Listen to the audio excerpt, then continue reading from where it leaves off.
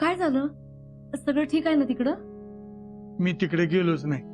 म्हणजे म्हणजे वाटेत असताना समाधानचा फोन आलता. काय म्हणून? ती सगळी जण जयश्रीच्या सासरी गेल्यात. कधी येणार आहेत?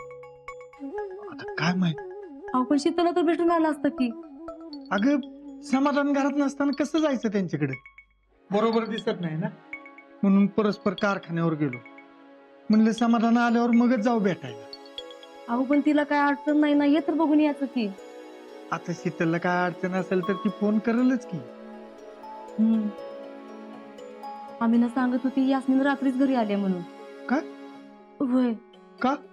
अहो म्हणून तर तुम्हाला म्हणते मी, तिकडे काय झालंय बघा म्हणून. नाहीतर मला फोन लावून द्या, मी बोलते.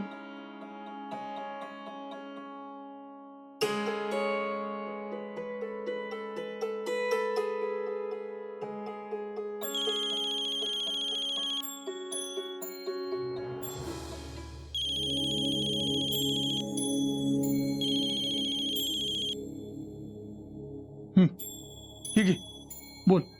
हॅलो शीतल, हा आई. काय करतेस? काय नाही, जरा आवरत होते. सगळं ठीक आहे ना तिकडं? होय. अगं यास्मिन रात्रीच घरी आली, मन जरा काळजी वाटत होते. तिकडे काय अडचण नाही ना? नाही नाही, सगळं ठीक आहे. खरं का? होय. मी काल स्वयंपाक बी केला, सगळ्यांना लई आवडला. बर. पुष्पा काय बोलली नाही ना ग? नाही आणि जडीवरनं कोण काय बोललं नाही ना तुला? नाही. अगं काय सगळं नाही नाही नाही म्हणतेस? काय असेल ते खरं खरं सांग की. तिकडं आमचा जीव टांगणीला लागलाय. अगं असं काहीच नाही झालं तर. म्हणजे जयडीवरनं बोलणं झालं, पण त्या मला काय नाही बोलल्या. म्हणजे सगळं ठीक आहे ना तिकडं? होय. काळजी घे बाई, आणि काय लागलं तर हक्कानं सांग. होय. घरी सगळीजण कशी आहेत? बरी आहेत.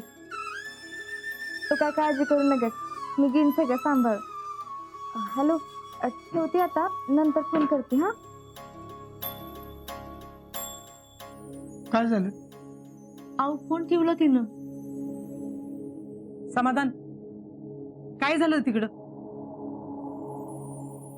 काय नाही. म्हणजे अहो ऐकून घेण्याच्या मनस्थितीतच नाही ती. घरात बी घेतलं नाही. काय? मग तुम्ही समजून सांगितलं नाही का? अगं बाई, ती राहीलच की, त्याच्यासाठी गेलतो होय आम्ही. अर इसरलंच की. चलो परत समजायला जाऊ त्यांना.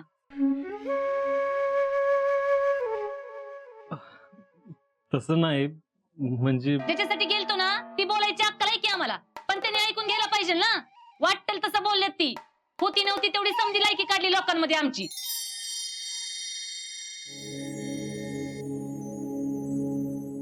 मम्मी, आम्ही खरंच असं काय नाही केलं.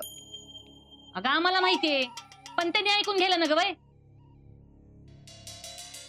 मी बी त्यांना लय समजावून सांगितलं, पण त्यांना नाही पटलं. ती कळतच होतं त्यांच्या बोलण्यातनं. नाहीतर एवढं घालून पडून बोललं असतं का? ते बोलले आणि तुम्ही ऐकून घेतलं. दुसरं काय करणार होतो आम्ही जयडे? आओ पप्पा, तुमचा माझा विश्वास आहे ना. माझं जर काही चुकलंच नाही तर तुम्ही त्यांचं ऐकूनच कसं घेतलं?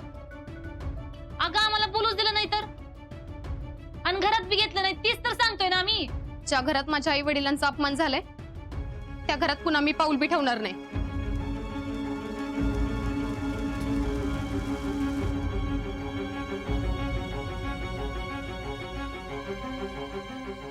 गप बस, असं काय बोलू नकोस.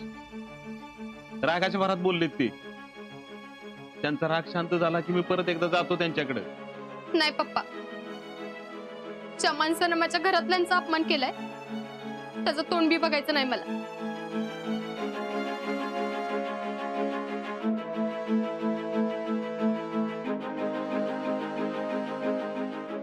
मग काय अशीच राहणार आहेस का? वय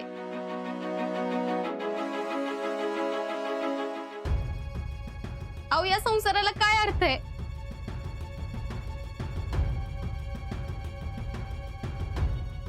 तुम्हाला जर मी जड होत असेल तर तसं सांगा, पुन्हा तोंड बी दाखवणार नाही मी.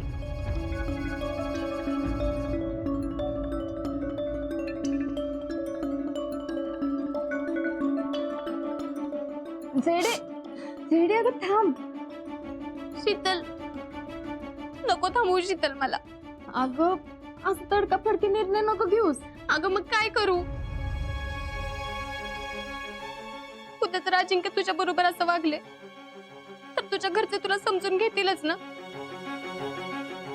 मग यांनी नको का समजून घ्यायला? जेडे अगं पण मम्मी, ते मला कसं बी बोलले, माझ्याशी कसं बी वागले तरी मला काही फरक नाही पडत. पण त्यांनी तुमचा अपमान केलाय, त्या घराची पुन्हा पायरी बी चढणार नाही मी.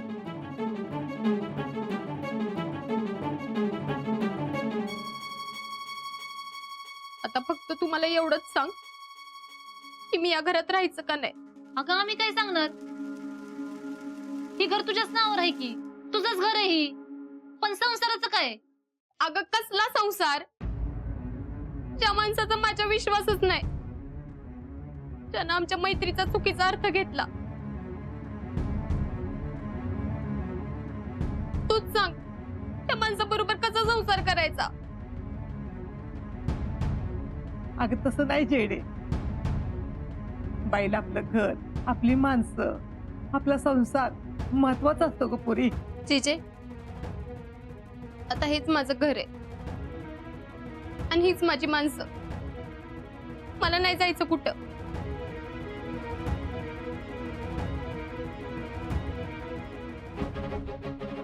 मी विचार करत होते ग, एकदा तरी ते मला समजून घेते. अगं तसं नाही, पण असं सासर सोडून पुरीने माहेरात राहणं बरं दिसतंय का? जेडे जे पुढे अख्खं आयुष्य पडले ग बाळा. जेडे अगं तुझं लगीन झालंय, 8-10 दिवस तू तिथं नांदून आलीयस. अगं 4 लोकात तोंड दाखवायला जागा राहायची नाही आम्हाला. आणि तू जर अशी इरीला पिटलीस आणि अशी वागायला लागलीस तर कसं होणार ग? तुझी कोण जबाबदारी घेणार इथं?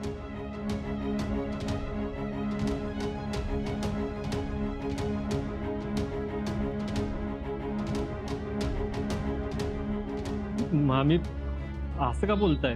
मग कसं बोलू? तुम्हाला एवढं वाईट वाटतंय तर तुम्ही सांगा, तुम्ही घेणार आहेत का ह्याची जबाबदारी?